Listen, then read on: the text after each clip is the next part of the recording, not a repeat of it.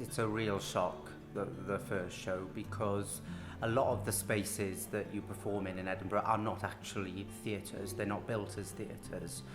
They're rooms, or lecture theatres, or so wherever there's a bit of space in Edinburgh, they literally erect a theatre space and they perform on it. There's over 3,500 shows on in the festival. So where I'm performing is this tiny little lecture theatre with about 100 seats in it, and the audience members are right next to you. I mean, you can literally touch them from the stage. So that is incredibly scary. And when you do that the first time, it really takes you back. Good evening, ladies and gentlemen, and gender-neutral people. Congratulations, you lucky competition winners. The wait is finally over, and the corporation is proud to present your players for this evening's live recording of Alice's Adventures in Wonderland.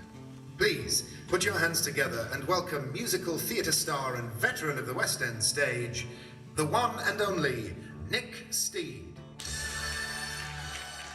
You have to hit the ground running on that first preview, and kind of 10 is a really good audience for a preview. So if we can get those 10 in the bag, then that'll propel us. What I don't want you to do is come from there having a shit show, feeling like you had a shit show. So whatever you need to do to prep yourself, you know that there's nothing I can do now. So whatever you need to do, I think, is collectively deciding what that is in order to get you to hit the mark there. So only you guys can decide that.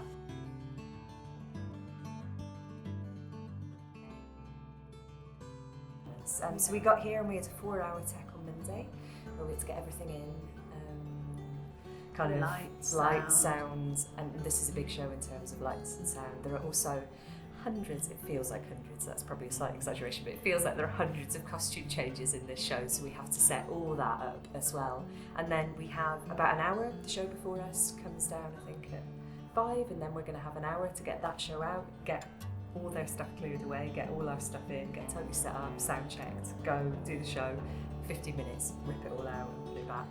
Nice and tidy so we can get it out the next day. And we knew that we'd be doing the Fringe, so the designer and everyone of the team kind of did it around the idea that we knew we had to be fairly quick in Edinburgh. And despite that, it's still big in scale and high tech. So yeah, hopefully we'll be able to do it in time.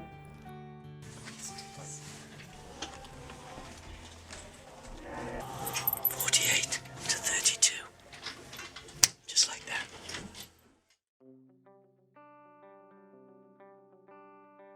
Yeah. Picky Babcock, Picky Babcock, Picky Babcock, Picky Babcock, Picky Babcock, Picky Babcock, Picky Babcock. Never with a camera looking. Obscenely long time. Sorry. That's cool. Is it that?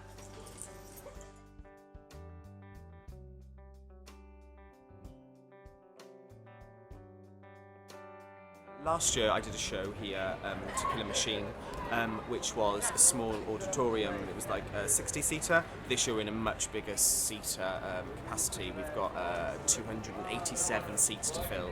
So this bit is like crucial to selling our show. And actually, once you strip away all the other marketing stuff, being hands-on with people and talking about your show, one-on-one is probably the best way of selling it.